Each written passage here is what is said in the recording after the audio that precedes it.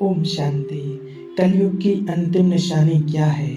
कलयुग जाने की जो स्पष्ट निशानियां दिखती हैं वो क्या है, जो आज प्रैक्टिकल में दिख रही हैं, जो आज सभी देख रहे हैं कि वास्तव में कलयुग की अंत की निशानी क्या है। तो गीता में भी लिखा गया है कि कलयुग का अंत कब समझना चाहिए। तो उसमें लिखा गया है कि कलयुग का अंत तब समझना चाहिए जब 4 कुएं का पानी एक कुएं में भर जाएगा। 4 कुएं का पानी एक कुएं में भर जाएगा, लेकिन एक कुएं का पानी 4 कुएं में नहीं भरेगा। इस बात को अच्छे से समझना, तब समझना कि ये कलयुग का अंत समय है। मनुष्य सोचता है कि 4 कुएं का पानी अगर एक कुएं में भर गया तो क्या एक का पानी 4 कुएं में नहीं भरेगा? तो कलयुग के अंत में नहीं भरेगा, क्योंकि वो जड़ कुएं की बात नहीं है, चैतन्य कुएं की यहाँ बात हो रही है। यहाँ जड़ कुएं जो हैं उसकी बात नहीं, यहाँ चैतन्य जो कुएं हैं उसकी बात हो रही है कि आज एक माता पिता 4 बच्चे के पानी को अपने में समा लेते हैं।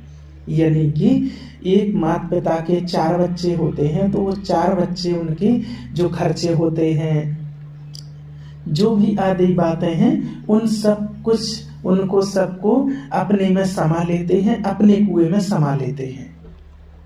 लेकिन जब एक माता पिता को समाना आता है तो 4 कुएं मिलकर के नहीं समा सकते हैं।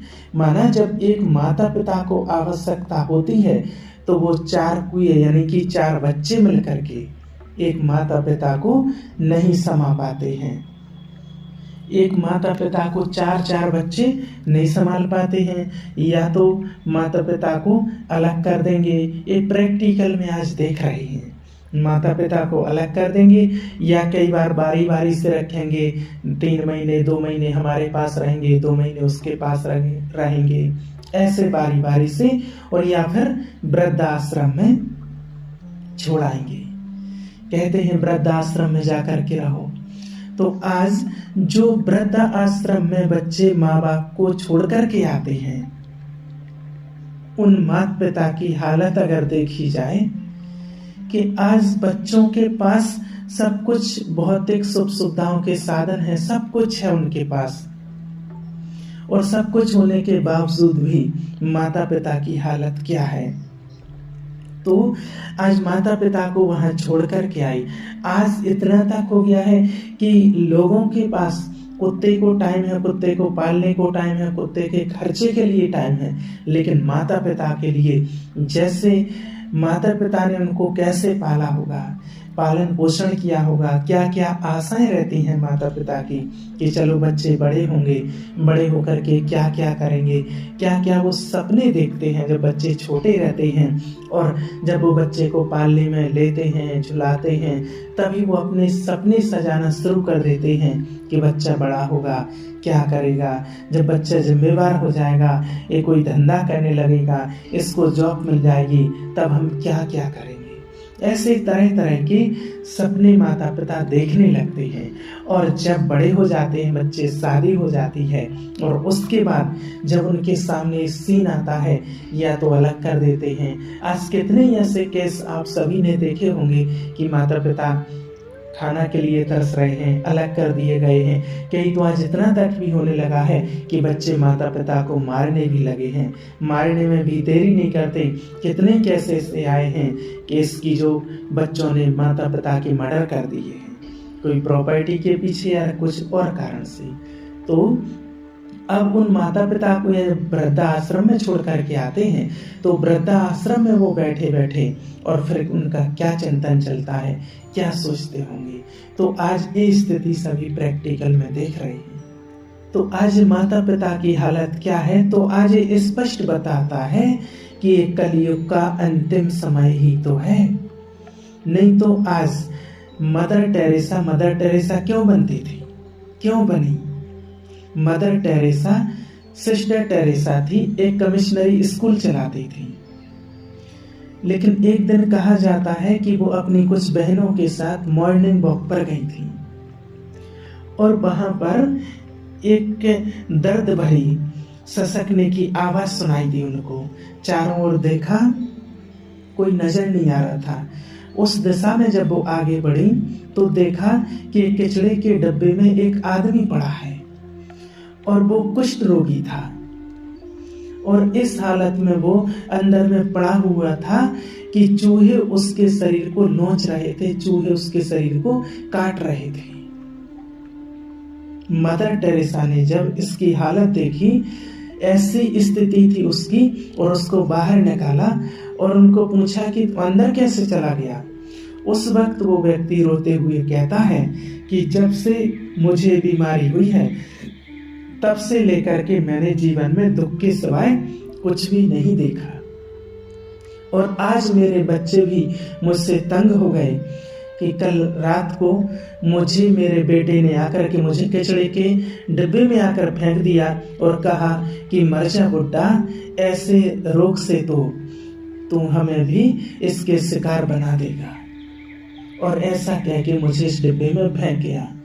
वो कहता है कि मौत भी कैसी है कि आधा मेरा शरीर चूहों ने खा लिया, उसके बाद भी मुझे मौत नहीं आती है। और वो इतना रो रहा था, यही चीज ने उनके हृदय को परिवर्तन किया।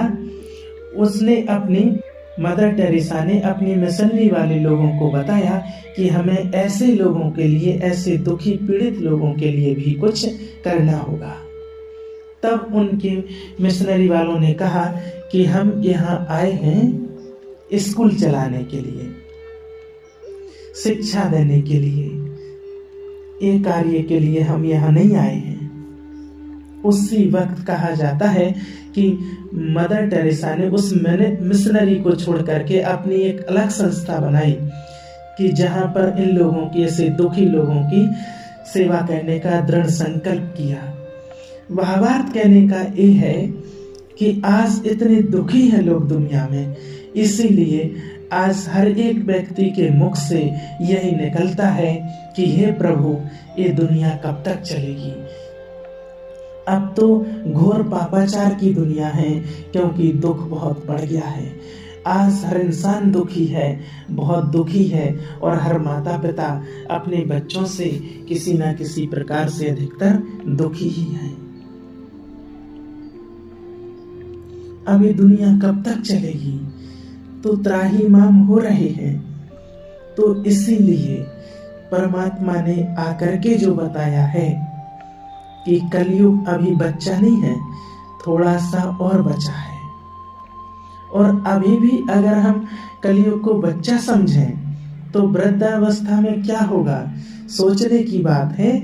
जब बच्चा है और जब ऐसी स्थिति बच्चे में है अभी कि कलयुग अभी बच्चा है और ऐसी स्थिति इस युग की है, इतना दुख कष्ट अत्याचार पापाचार इतने बढ़ रहे हैं, तो फिर उसके जो अति में, माना जब वो वृद्ध होगा, जब अति होगी, जब बूढ़ा होगा, तब क्या होगा, उसकी वृद्धावस्था में क्या होगा, सोचने की बात है। तो अति है ये, इसलिए जहां अति है तो उसका अंत निश्चित है। तो कहने का भावार्थ कि जैसे कोई बात पढ़ते पढ़ते कई बार शब्द फेर हो जाते हैं, इसी तरह कलयुग अभी बच्चा नहीं।